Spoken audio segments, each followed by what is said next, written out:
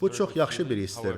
Lakin tam normallaşma üçün nə çatışmır? Belə başa düşürəm ki, Azərbaycan üçün məsələ Ermənistanın konstitusiyası və orada Qarabağa aid ərazi iddiaları ilə bağlı mətnlə əlaqədardır. Bu sizin üçün mütləq qırmızı xətt deməkdir.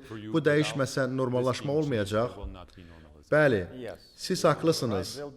Bu olmasa sülh sazişi imzalanmayacaq. Mən normallaşmanı rəsmi sülh sazişindən ayırardım. Çünki normallaşma artıq baş verir. Qeyd etdiyim kimi, müsbət məcrada inkişaf edən bütün hadisələr bunu göstərir. Lakin Ermənistanın konstitusiyasında, hansı ki Qarabağın işğal altında olduğu dövrdə uzun müddət bundan öncə qəbul olunmuşdur, Ermənistanın istiqlaliyyət bəyannaməsinə istinad var. Orada da Qondarma Dağlıq Qarabağ və Ermənistan birləşməlidir məzmunlu paraqraf var. Beləliklə, bu Azərbaycana ərazi iddiasıdır.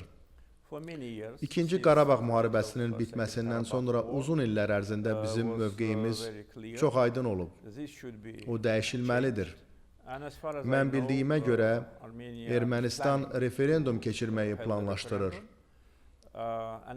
Bu olan kimi sülh sazişinin rəsmi imzalanmasına heç bir maneə qalmayacaq.